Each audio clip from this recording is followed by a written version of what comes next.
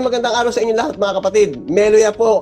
Alam nyo, ang pag-uusapan natin ngayon kung gaano kahina itong depensa ni Sara Duterte. Bakit ko sinabing mahina? Kasi kailangan pa nilang kubuha ng isang senator judge na medyo bio-bio sa katauhan ni Robin Padilla. Hindi ko alam kung sino ang nagturo dito kay Robin Padilla. Hindi ko lang alam kung magigets ninyo ang ibig kong sabihin dito o yung iba siguro nakagets na. Ang line of questioning dito ni Robin Padilla ay to destroy the credibility ng witness ng prosecution.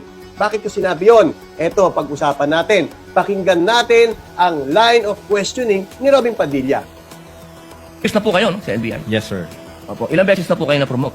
Well, nung mula ako nung pumasok ako sa... Unang tanong dito ni Robin Padilla, ilang beses na po ba kayong na-promote? Irrelevant yan. Hindi yan relevant sa trabaho mo bilang isang senator judge. At ano ang connect ng promotion ng witness na ito doon sa pinagtatalunan natin na investigasyon? I smell something fishy.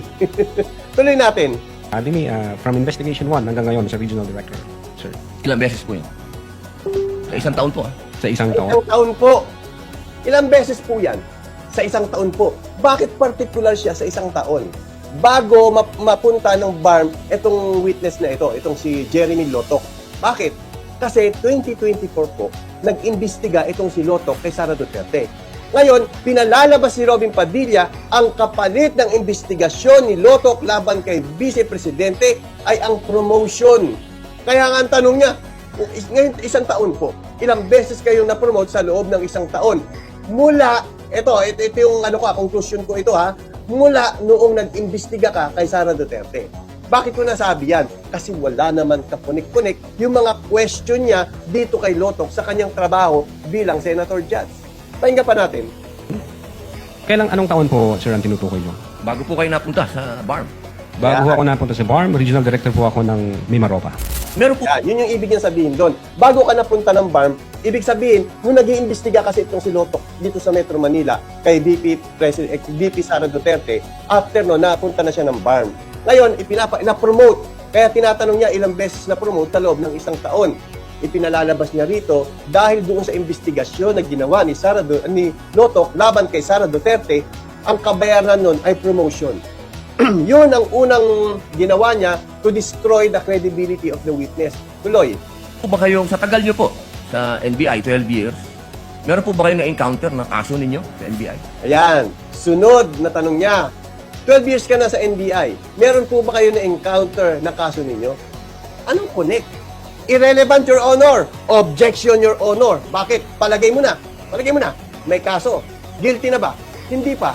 So, ibig bang sabihin, giba na yung kredibilidad ng tao? Hindi totoo yun. Sa totoo lang sa akin, may nagkaso, bobong abogado. Bobong abogado ng DDS ang nagkaso sa akin at walang kakwenta-kwenta yung kinaso. Katunayan, abangan nyo na lang ang susunod na kabanata. Ngayon, ito, hindi porke may kaso, ay guilty ka na. So, irrelevant na naman yan. Irrelevant na naman yan, Robin Padilla. Bakit? Kung ang basihan natin yung kaso, ikaw ang bagsak ang kredibilidad, Robin Padilla. Dahil ikaw ay guilty. Convicted ka. Convicted criminal ka, Robin Padilla. Di ba? Pero, sinasabi ko ba na walang kredibilidad si Robin Padilla? Pero naman, kasi separate naman yun Magkaiba naman yun. Same thing din naman dito kay Atty. Lotok. Na halimbawa may kaso siya. Halimbawa, nag-research ka na rin lang, tatanga-tanga ka pa. Si Atty. Lotok po hanggang ngayon ay walang kaso. Meron bali-balita na sinampang kaso. Pero, ang tulad niya ang sinabi ni Atty. Lotok, wala pa siyang na-receive. Tuloy natin. Kayo po mismo, na-filean ng kaso? Your Honor, normal ho sa mga NBI agents na makakasuhan. In fact, maging sa sinumang law enforcement agency. Kasi napakakapal po nitong hawak ko. May dala pa siya, nag-research siya. Napakakapal po ng mukha ko. Napakakapal po ng hawak ko. Tuloy. Wala akong problema, Your Honor. Sasagutin po namin yan. Opo. Sasagutin ko Hindi po niyo pa po yan. nasagot magmula noong February 29. Kasi wala... Hindi pa nasagot. Bakit masyado kang interesado kung nasagot niya o hindi? Kaya nasagot niya o hindi, walang connect yan sa nagaganap na impeachment hearing. Tuloy! Wala pa akong official notice galing sa kung anong ahensya. Yes! Wala pang official notice. Tignan nyo nung ako nakasuhan, kasi wala akong na-receive na subpoena in-address sa ibang bahay. Nakita nyo kung gaano kasalaula yung discarding ganon na i-address sa ibang bahay para hindi ka makasagot sa ikakaso. Anong nangyari?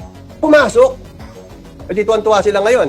Kaya ang problema, ibinalik ng judge sa piskal. Bakit? Nakita ng judge na dinaya nyo si Melia Preax. Strong lang ang malakas. Kaya ibinalik din ng judge doon sa piskal. Ngayon, ganun din naman dito. Wala akong hawak ng kaso sa akin. Hindi ko nga alam kung ano-ano yung mga pinag-iimbento nilang kaso laban sa akin eh. Wala akong na-receive nun. So, kailangan ko yon para masagot ko ng maayos. Hindi pwede yung galing lang kung kani-kanino ha. Kasi ang sinasabi dito ni Atty. Lotok, may nagbigay sa kanya. Hindi po ino-honor yon. Kailangan yung galing mismo sa korte na ipinadala sa address mo.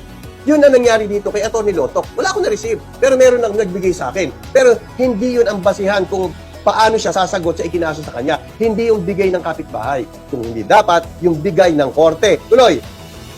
Is na po kayo no, sa NBI. Yes, sir. Ayun na nga, nakita na ninyo yung line of questioning ni Robin Padilla para i-discredit ang kredibilidad ng witness, which is hindi niya trabaho yan. Trabaho ng depensa yan. Ikaw bilang Senator Judge, alam namin Robin Padilla na bobo ka. Wala kang kakayahan bilang maging senador ng Pilipinas. Kung hindi, nandiyan ka lang para sa mga Duterte. Sabi mo nga, pag sinunog ka, mangangamoy Duterte ka eh.